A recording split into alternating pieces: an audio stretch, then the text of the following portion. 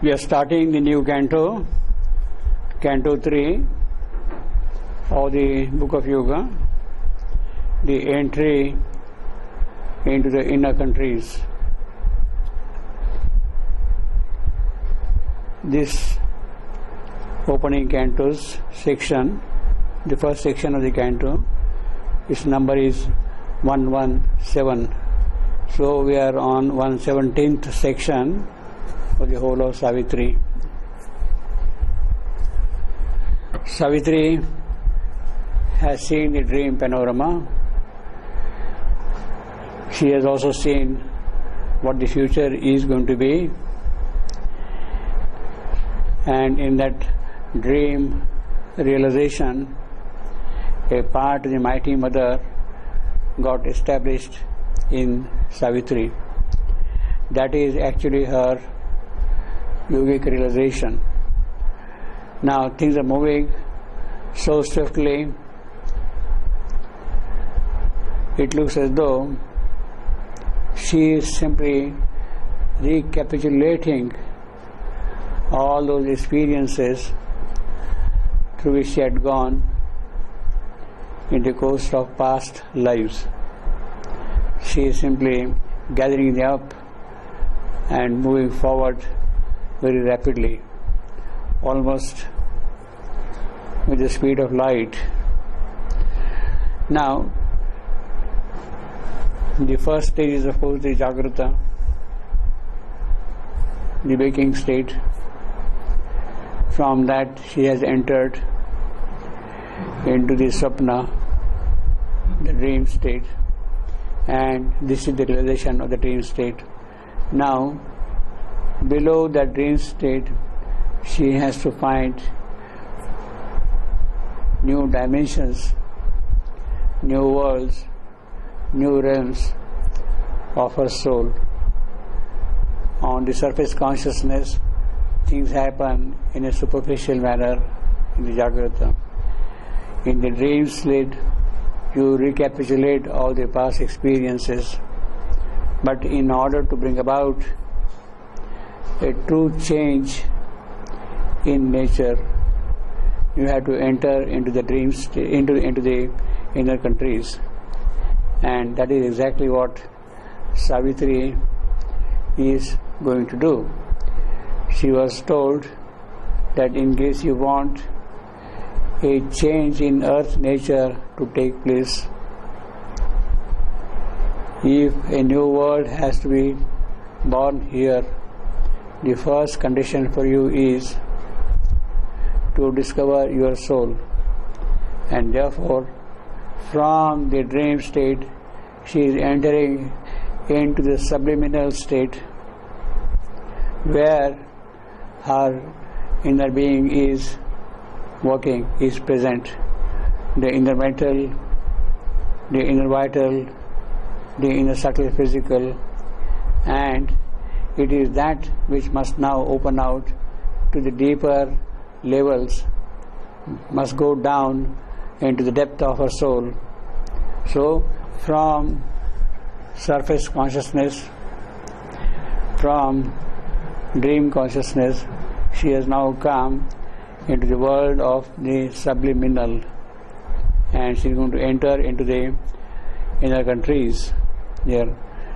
As I said, Savitri was told to discover her soul, and she sets herself to do that.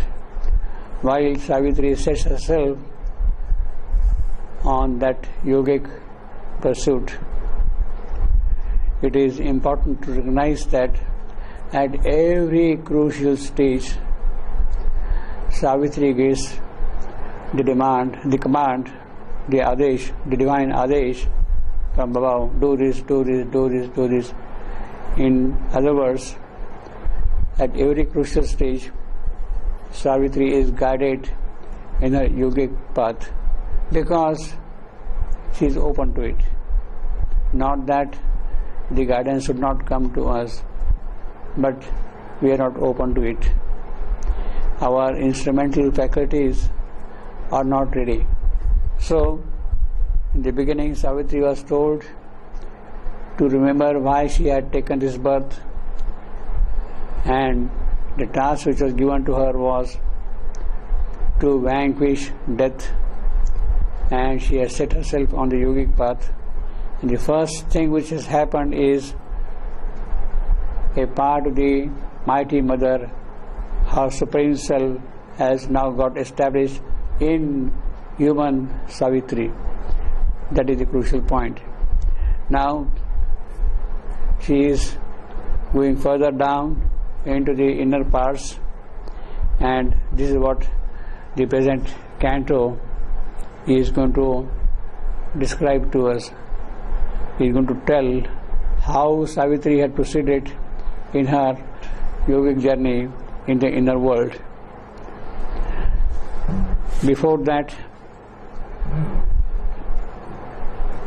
one important thing is she must be totally receptive. Totally receptive in the sense that there should not be any intervention of our ideas, thoughts, feelings, passions, our faculties into what is entering in you. Her mind must become a total blank. It must become a silent mind so that the true thoughts enter into you, and then you can do according to the guidance which is being given to you. So this is what Savitri is going to see now here.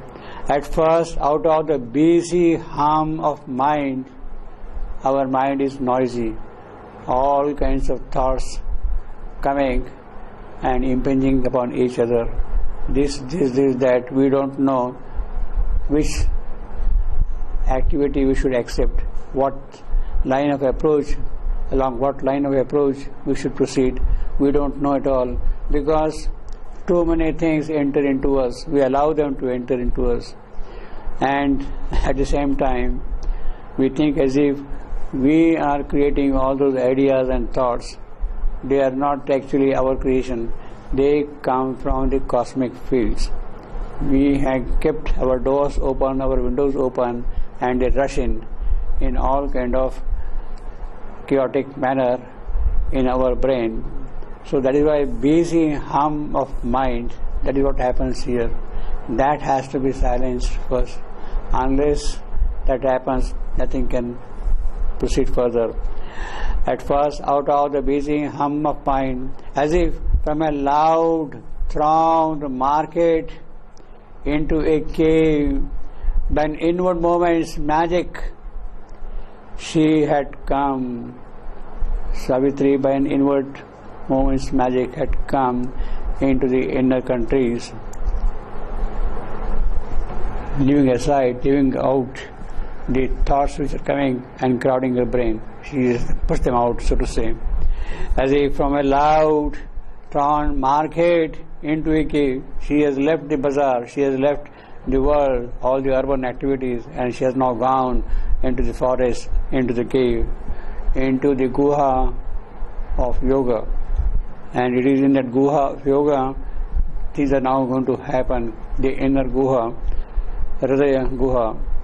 By an inward moment's magic, she had come. A stark, hushed emptiness became her self.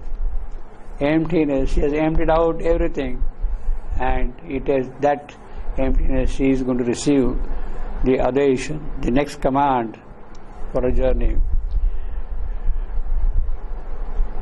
Unless we empty out our cup, we cannot fill it up with true knowledge, with true inspiration, with true ideas, true thoughts. Her mind, unvisited by the voice of thought, they are no more now able to enter into her mind. Unvisited by the voice of thought, stared at a void deep in dumb infinity. So her mind has become blank, and it is staring into dumb, speechless, non-speaking infinity. Her heights receded. Whatever she has attained, whatever claims, whatever greatnesses, they have remained back now. Her heights receded. Her depths behind her closed. All fled away from her and left her blank. That is the important condition. Left her blank. That emptiness, all the superficialities with which we are busy, they are not now anymore with Savitri. Her heights receded, her depths behind her, she is closed. All fled away from her and left her blank. But when she came back to a self of thought, yes, sometimes then she would come back to a self of thought. Once more she was a human thing on earth. The moment these thoughts come again, oh, my friend, my relatives, all these thoughts don't start coming and occupying our mind. Once more she was a human thing on earth, a lump of matter, a house of closed sight. That is the condition of man, human condition. We are close to the real sight. A house of closed sight, a mind compelled to think out. Ignorance. What do we think? We think we are getting great ideas, but constantly we are churning, moving in the world of ignorance all the while. Ignorance, a mind compelled to think of ignorance, a life force pressed into a camp of works, and the material world, her limiting field. So the mental, the vital, the physical, they are occupied with human occupation. Once more she was in the human form, human thing. She was a human thing again. And what happens there? Mind is compelled to think of ignorance. Life is compelled, is crammed in the routines of work, daily routines of work. All our occupations, passions, feelings, perceptions, gives and takes, all those things are happening constantly there. And the material world, our limiting faith.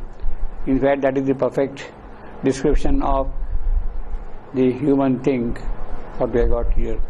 Amazed like one unknowing, she sought her way. Having become again that human, she is now wondering how to go.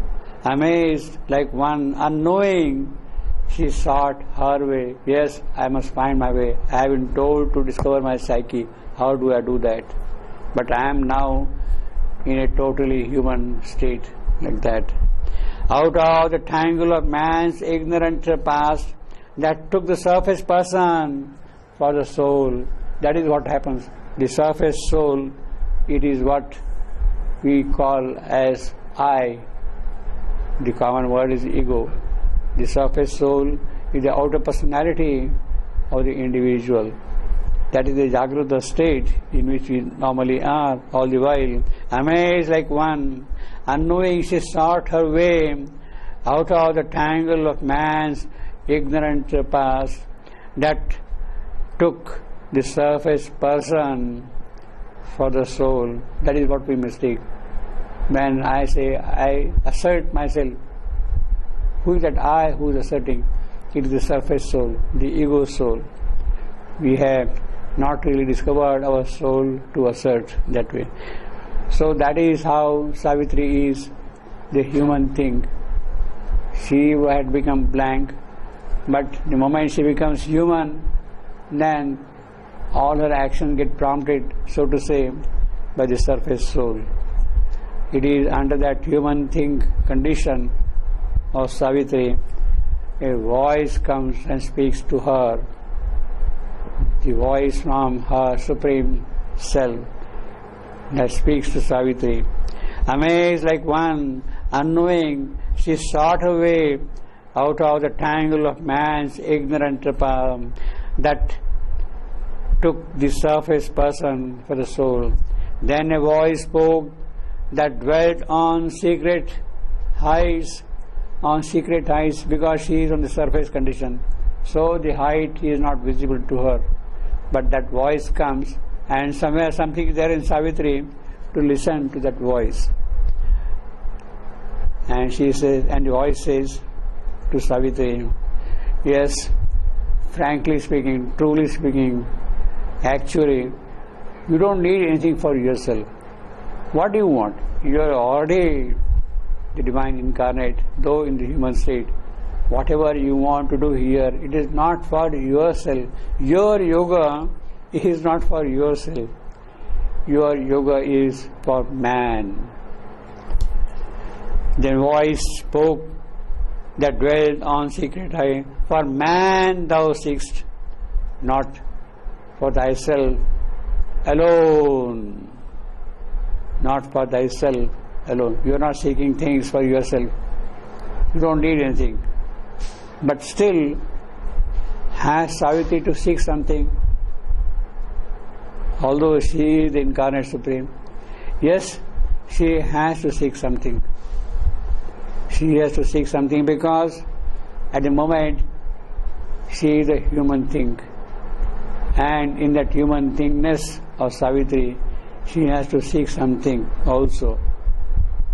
But that seeking of the human thing of Savitri's seeking in the human state is not for herself, it is for man. That is the important point here.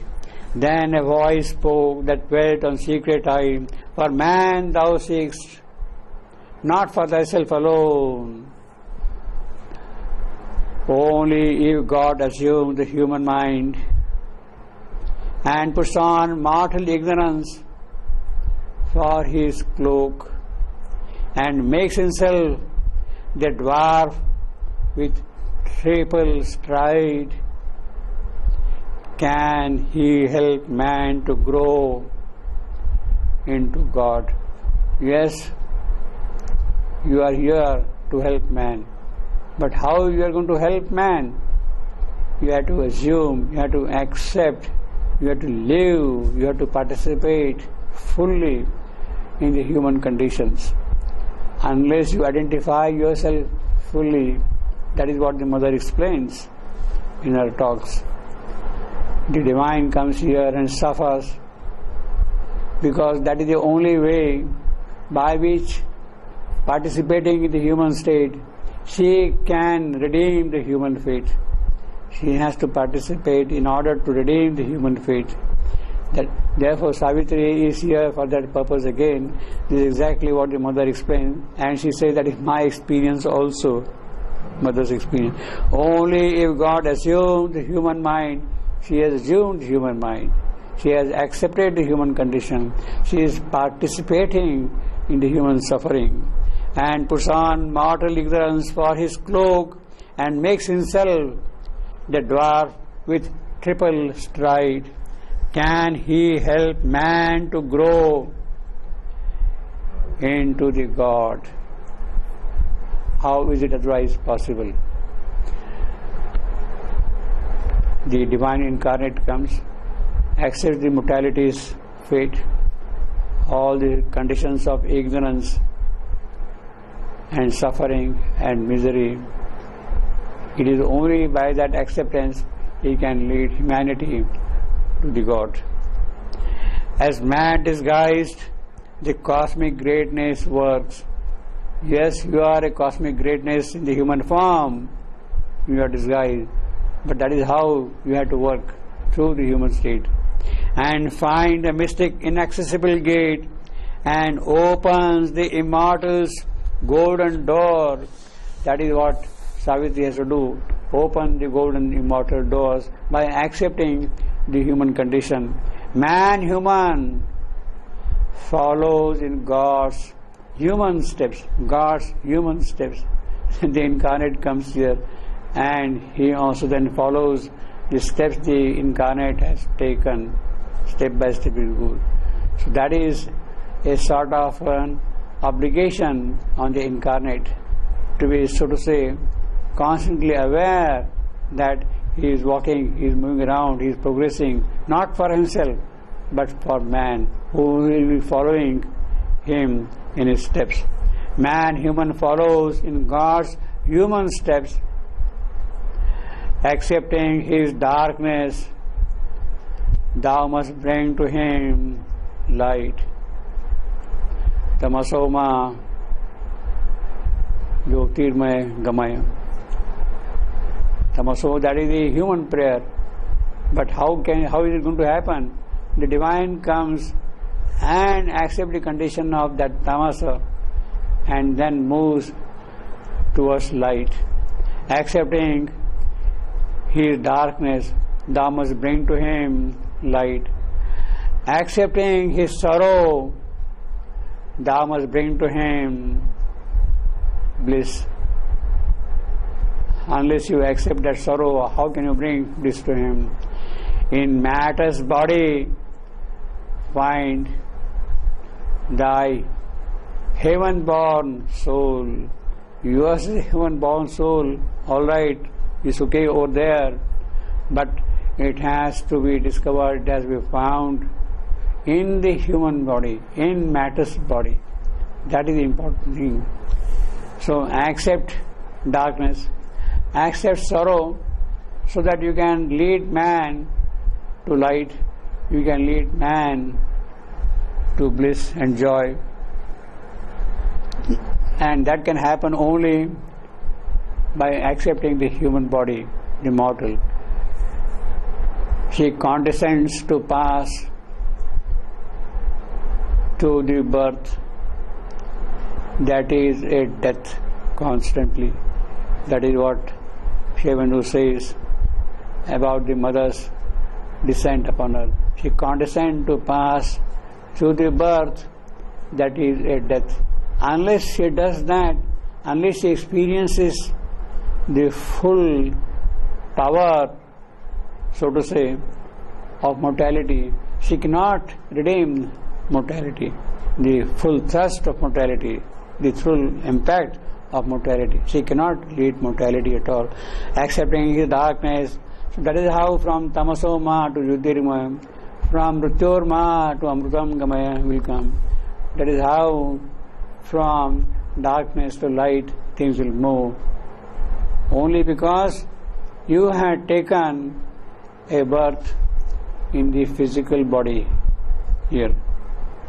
And that is the guarantee also of the success of your endeavor. Now, we have here something very significant also, a reference to the divine dwarf. Savitri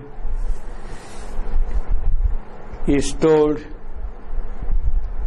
that it is God himself who comes here as the dwarf, Vamana. He comes here as the Vamana, as Vamana.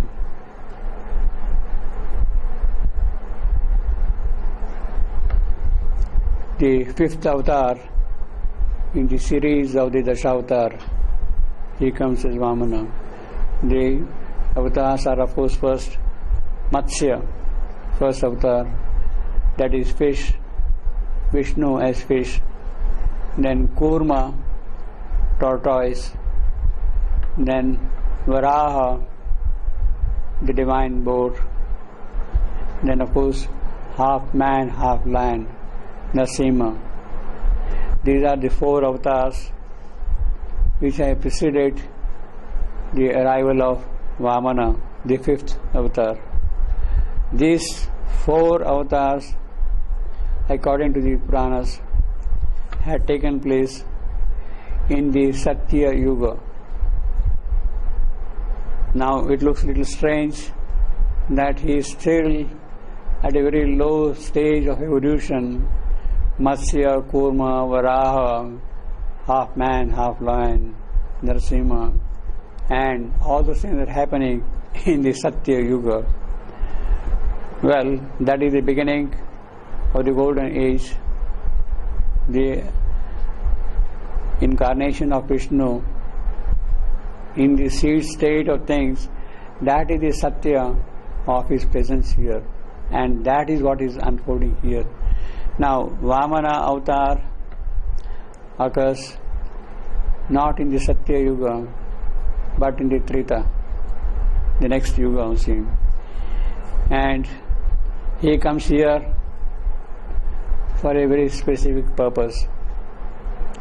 Then of course there are other avatars. After Vamana we have got Parashuram, Rama, Krishna, Buddha, Kalki. This will follow. Parashuram also belongs to Treta Yuga. But Vamana, Parashurama and Rama, three, they belong to Treta Yuga. Krishna comes in Kali Yuga. Buddha also comes in Kali Yuga. It is to the end of the Kali Yuga that the Kalki will appear according to the Puranic description. And then the new cycle will start. Obviously, when the new cycle starts, it does not mean again Vishnu will come as Matsya. It will be a different manifestation once more, you see. If it is a total pralaya, yes, it has to start again from Matsya and proceed further. But this time, as the mother says, and also Shebanu says, it is the last pralaya, and there is no more pralaya afterwards. So, in the present era, it is not that we are going back to Matsya and proceeding further. Things will move forward, as Savitri has seen, a new creation. A different new yuga, Satya Yuga, will begin with that. That Satya Yuga is different than the Satya Yuga with which Matsya began and other avatars began. In that sense, you see. That is the important difference. Now, in the Treta Yuga, we had the Vamana avatar, and here, to some extent, the reference is to that condition of Savitri's Yuga. Make himself the dwarf with triple stride, 3 strides, 3 steps he has to take in this creation. So Savitri is, in other words, reliving the experience of Treta when the dwarf Vamana had arrived. That is the swiftness with which the Yuga is also moving. She is recapitulating what had happened in the Treta Yuga with the arrival of Vamana. What did Vamana do? There are, of course, very detailed discussions of Vamana's avatarhood in the Puranas, in Bhagavad. Many cantos are devoted to the description of Vamana avatar, you see. Basically, the gist is Bali, the Asura, had become very powerful. Bali himself was the grandson of Prahlad, and he was obviously, of course, a great tapasvin who was engaged in severe austerities, in doing yajnas, and out of yajnas getting boons from the gods. So on one occasion, when Bali performed the yajna, he received gifts from gods, any amount of gifts from gods, and he received a quiver in which there will be a condition which will be never empty. In other words, he had endless supply of arrows. Bali had endless supply of arrows. He also was given a divine chariot. He could ride anywhere in the universe in the divine chariot as a result of the fruits of his yajna. But Bali, so to say, misused those gifts. He used them to conquer gods. He invaded the city of God, Devanagar.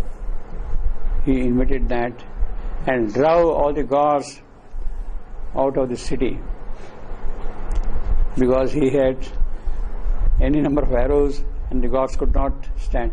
Those who had given the gifts to him, those gifts had turned against them. And that is what it happened. So the plight of the earth became very pitiful, and the gods were absolutely helpless. When their mother, the mother of the gods, Aditi, saw the plight of her sons, she was distressed. My sons have been driven out from their city. They have no place to live. So she was told to approach the Supreme Lord, to surrender completely to Him.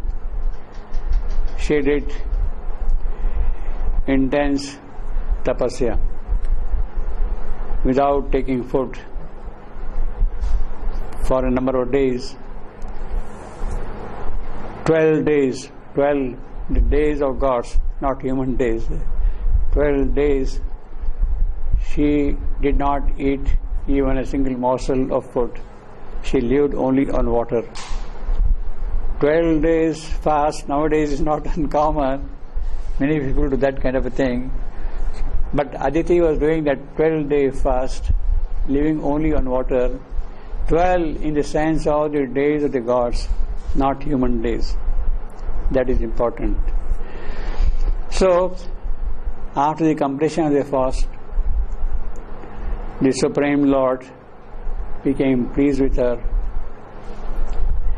and asked her for a boon. Asked her what she wants. She narrated the plight of her sons, the gods, and a boon was given to her that soon a son will be born to you, Vamana, and it is he who will take care of the present condition. Vamana was born as a Brahmin, and when he grew up, maybe 10-12 years or so, just a boy still, small dwarf boy, he went to the river Narmada, where was living Bali. Bali was living on the banks, his parish was on the banks of Narmada. So Vamana went there. He was received with great honor, being a Brahmin, Brahmacharin also, by Bali. He was received very honorably, with great reverence, being a Brahmin boy. At that time, Bali was performing Ashwamedha Yajna, the conquest of the entire universe. And he goes there. Naturally, having gone there, it was a kind of an obligation for Bali to ask if Vamana wanted any favor from him, any boon, any gift, any reward. At that time, Bali's guru, Shukracharya, advised him, please don't rush. You are going to meet a dangerous situation. But Bali was Bali. He said, look, I am performing the yajna. I must be honest to myself. I have given the word to him. Ask what you want. And I cannot stop that now. So he again asked Vamana what he wanted. Then Vamana said, I want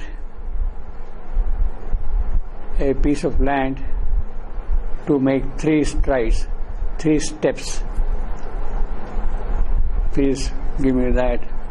I would like to live that piece of land. Bali thought it was a very simple matter, very small thing. After all, he is the Lord of the universe. Whatever he wants, he could give. 3 pieces of land, nothing for him. And he said, yes, okay, go ahead. And then he put his first step. By the first step, he covered the whole earth. He became gigantic, his original form. By the first step, he covered the whole earth. By the second step, he covered the entire universe. Nothing was left now for him to put the third step. So at that point, Vamana asked Bali, tell me now, where do I put my third step? Bali was amazed, of course, but he had also the courage, firm conviction, something deep in him also. Yes, you can put your third step on my crown, on my head. And that is exactly what Vamana did. He put his third step on the head of Bali. Now, there are different ways of looking at this. According to one account, it is by the third step that Bali was pushed into the lowest Patala, and Vamana remained there to guard the doors. To guard the doors, Bali was pushed down below. In other words, Bali is there, but guarded by Vamana. The other account is the fact that Vamana, Vishnu himself, had put his foot on the head of Bali. It was a blessing which was received by Bali. And in that process, he got totally changed, transformed. He became a different person with the foot of Vishnu himself. How miraculous, how wonderful it can be. That is the way in which Bali was, so to say, transformed by Vamana's third step, and he became his guardian in the transformed form of Bali. Now this is the Puranic account of the birth of Vamana, and here we have the reference, and makes himself the dwarf with triple stride. It is the divine himself who comes here and makes the dwarf with a triple stride. What has the triple stride to do with Savitri's Yuga? What has that thing to do with Savitri's Yuga? The reference, the allusion, or the true meaning of the birth of Vamana is what is revealed in this particular line. What does Vamana stand for? And makes himself the dwarf with triple stride. Savitri, by the first step, has to conquer, has to go into the inner countries and govern the forces of the inner world. She has to conquer earth, her nature. She has to conquer that.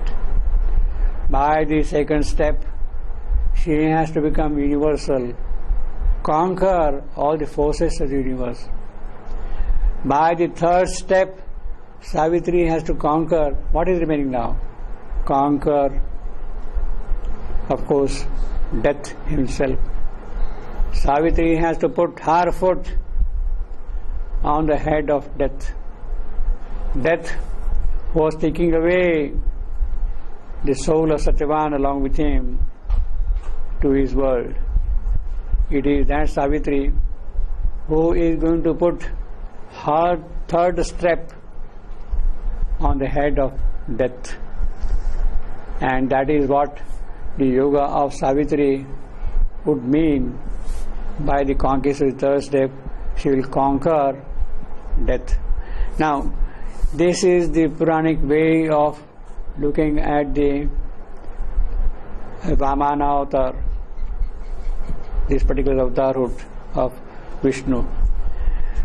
In the Veda, Rishi Dirghatamasa has also spoken of Vishnu's three strides. And the three strides of Vishnu are, three steps of Vishnu are earth, heaven, and three dhatu. He uses the word three dhatu. Three dhatu. Dhatu elements, basic conditions of existence. Sachidananda. In other words, the third step is in the transcendent. Savitri is going to put her third step in the transcendent by the process of her yoga. The third step, the three dhatu, is, in other words, we can say almost equivalent to Sachidananda, or the transcendent. The foundation of this world is light,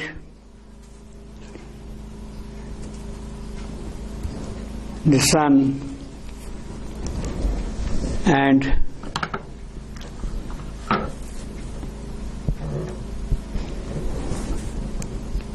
light, truth, and the sun. These are the three foundational elements of this world of Tri Dhatu. In other words, it is on the basis of light, truth, and sun. Sun, in the other language, would mean supermind. It is a supermind which is the foundation of the triple world of Sachidananda. In other words, it is Sachidananda who knows himself that he is Sachidananda. How does he know Sachidananda, that I am Sachidananda? He knows it by supermind. Sachidananda knows himself as Sachidananda by supermind. And it is that Sachidananda with the faculty of supermind who is going to project the new creation down below. So the Savitri's third step would mean entering into the transcendental by putting her foot on the head of death and walking up the straight. That is what this dwarf's third stride would mean, you see. And makes himself the dwarf with triple stride. In other words, in one single phrase, dwarf with triple stride, that is what she has to become. The whole course of yoga is described. The whole thing is gathered up into one single phrase and makes himself the dwarf with triple stride. Can he help man to grow into God? That is the only way by which it can happen. He can grow into God by taking the three steps. That is what Savitri has to do, you see. And when he grows into God, then the three possibilities of a world shaped into God, humanity shaped into God's world, or a new world created, or a new world discovered, is fulfilled here by growing into God when the divine dwarf takes the third step. A portion of the mighty mother comes into the soul of Savitri. Her yogic journey proceeds further. At every step, she gets the divine command, the divine guidance, how to proceed further. Rather, in her case at present, how to go deeper and deeper into her soul. She is given the instructions that the search, her yogic search, is not for herself. She doesn't need it. She already has that. Her search is for man, for the soul of man, for the collective here upon earth. But she has to go to the entire human process. She has to be one with man in order to guide, in order to help man. Unless the divine becomes man, takes a human shape, man will not be in a position to follow him. Therefore, Savitri accepts the full burden, the full implication, the full load of humanity, the mortal load, and proceeds in her yogic journey. She is told very clearly that she must accept darkness to lead man to light. She must accept his sorrow to lead him to bliss. Not only do that, she must, in matter's body, find her heaven-born soul. She must find in the body of matter, in the physical, her heaven-born soul. So the crucial content of Savitri's yoga, the entire thrust of her yoga is to find in matter's body the divine soul. It is not that you have to free yourself from matter, get out of matter and ignorance, and release the soul and go elsewhere in the immortal world. That may be all right for certain kind of spiritual seekers, but not for Savitri. She has to discover God Himself in matter. She has to establish God in matter. Therefore, in matter's body, she must find her soul, not elsewhere, not in the vital, not in the mental, not in the spiritual, not in heaven, but in the body or the physical body itself, she must find her soul. So it's a very distinct injunction to her, and she has to get ready to proceed along those lines. The first thing which Savitri has to do is to go deeper below the dream consciousness, below surface consciousness. She has already crossed. She has entered into the dream consciousness. She has to enter into the subliminal, down below in the subconscient, and below, if necessary, to find out what is the reality of that whole existence. Then Savitri surged out of her body's wall.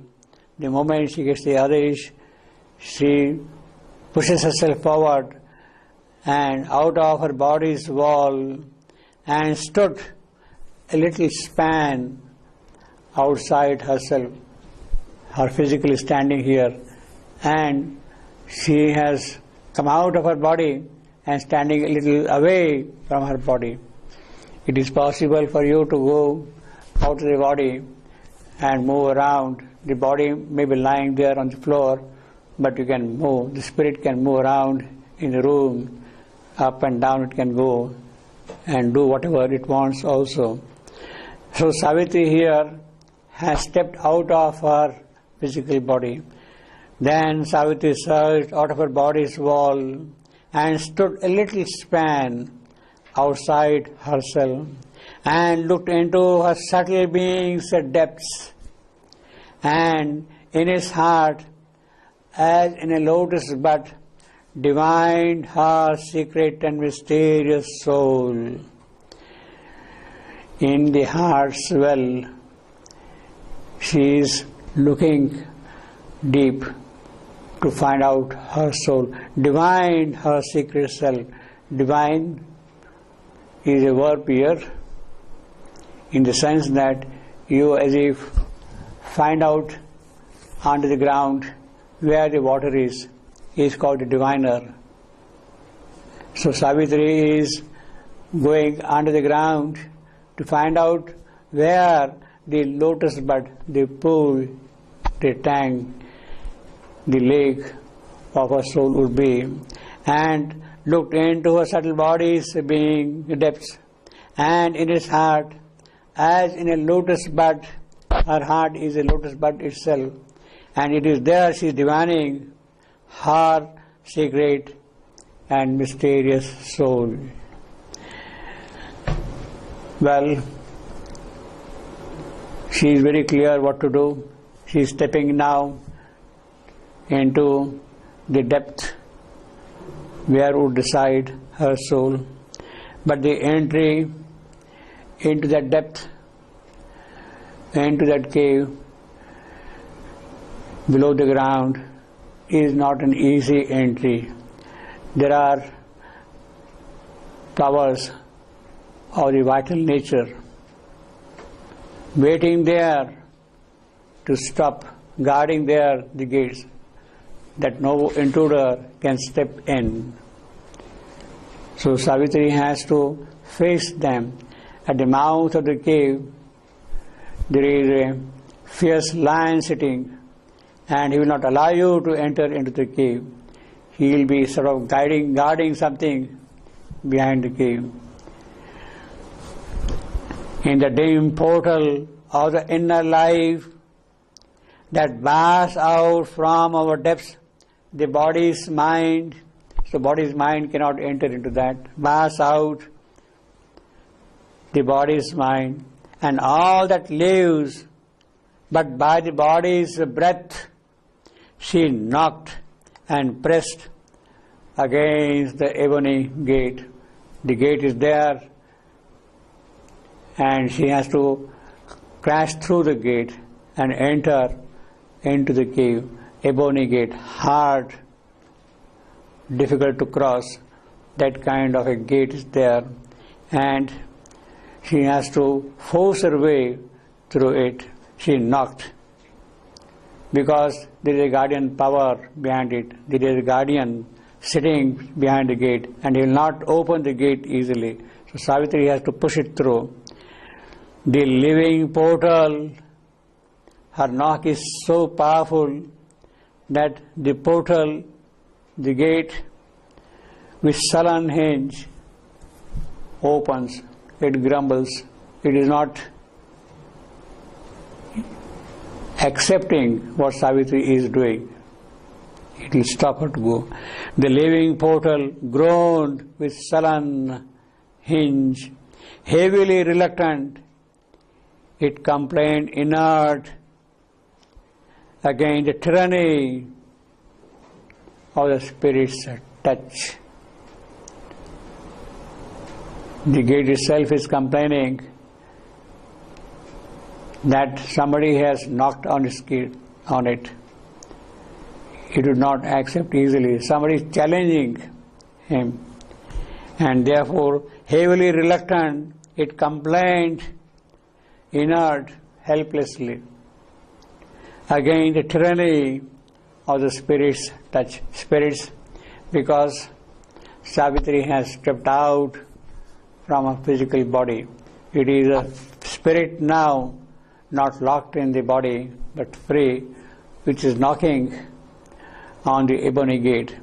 And the ebony gate is not happy that somebody is trying to crash through. The living portal groaned with sullen hinge. heavily reluctant, it complained inert against the tyranny of the spirit's touch. So you can imagine how powerful that knock of Savitri must have been on the thick, heavy door itself. In some pictures, we have the cave sealed with a big rock, but here it is a gate, and it is through the gate that she has to open. In the Ramayana, we know how Vali had gone into the cave and how the entrance to the cave was blocked, closed by means of a huge rock.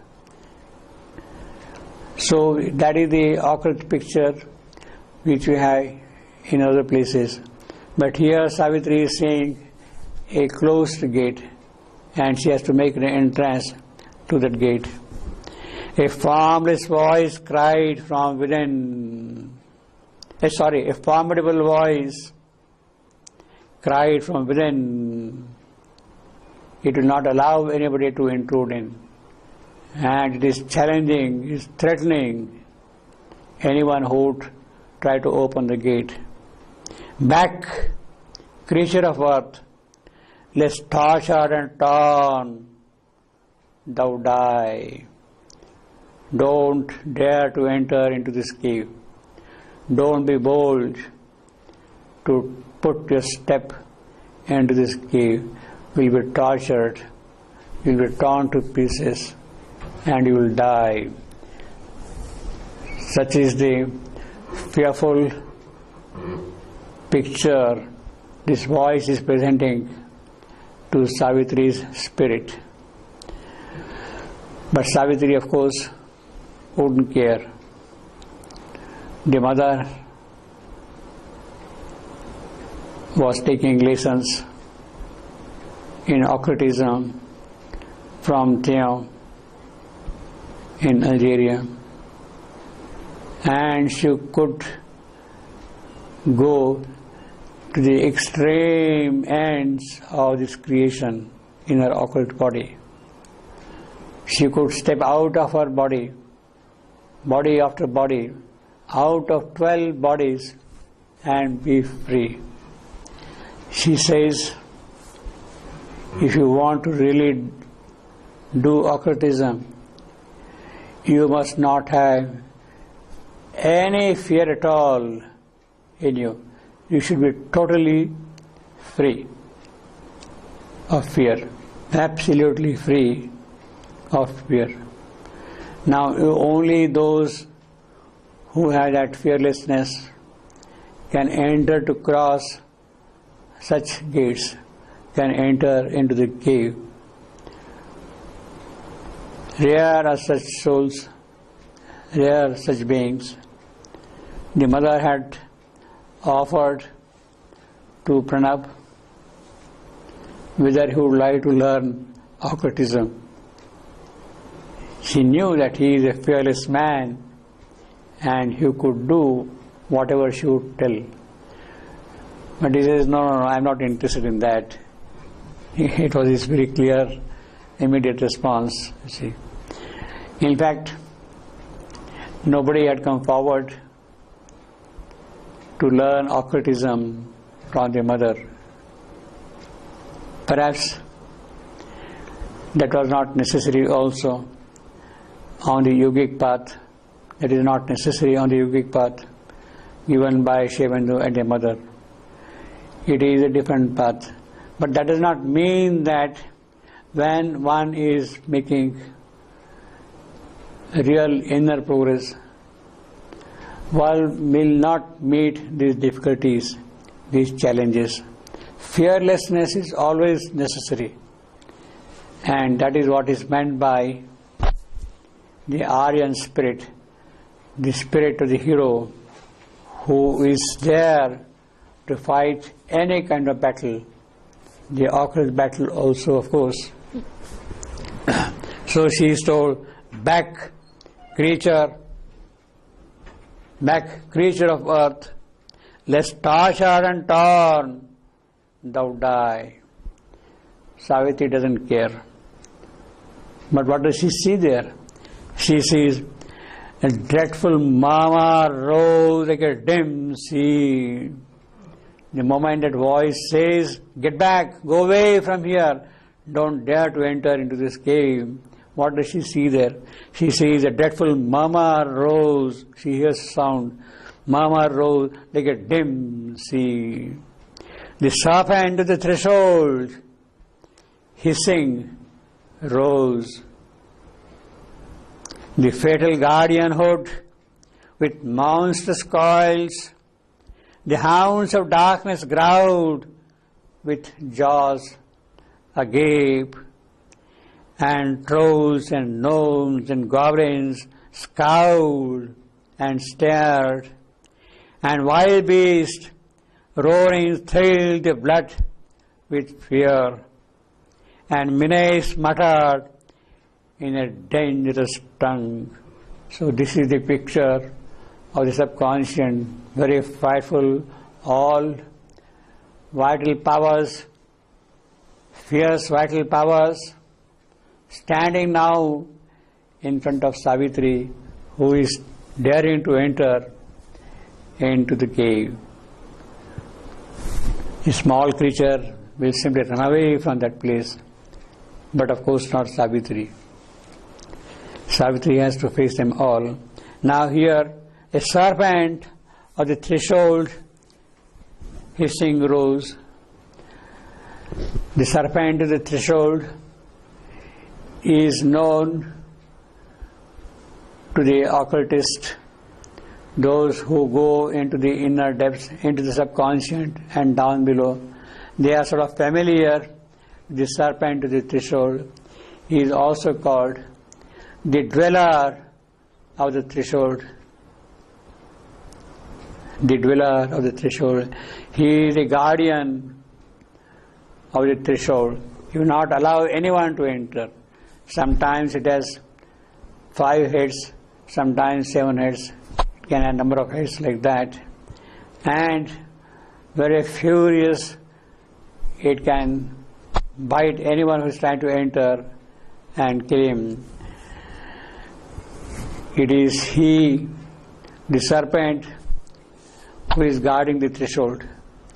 It is a veil of what is called Parokit, veil of Parokit, and he will not allow any word to enter. What is the veil of Parokit? It is that which keeps earth and man away from this domain, from this region. It will not allow. It is a veil between man and earth. Now, it is known to some of these occultists, some of the hermeneutics, the Kabbalah practitioners, how these evil spirits, the great powers of the vital being, evil or powerful, whatever you want to call them, are present there in the subconscious. They are sort of familiar with them, and they also say that these powers, the serpent or the beings of that world, be behind what there may be. Don't step here. Be behind what there may be.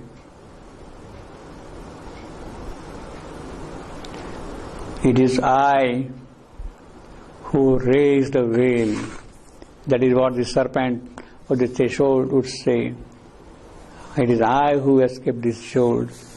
Now, we have also here fatal guardianhood with monstrous coils, as it says here. Then we have got hounds of darkness, the dogs of night, the shadow dogs, hounds of shadow. These are the ferocious dogs at the gate, who will not allow an intruder to step into that house.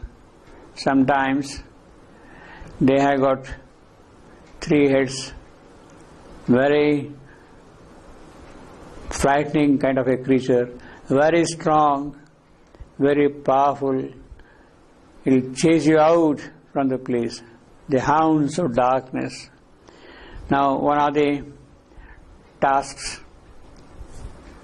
which Hercules had to do, he was given 12 labors. And the last labor of Hercules was to bring from the underworld the dog named Cerberus, the Greek dog. Nobody would dare to approach him. It was very strong, very powerful, very fierce, with biting teeth. Nobody would dare approach him. But Hercules managed, put it on his shoulder and took it away. Now, such are the ferocious creatures there, sitting in the underworld, subliminal. In fact, this is a domain which in a certain sense we can call as Dominicus Liminis, the Lord of the Threshold.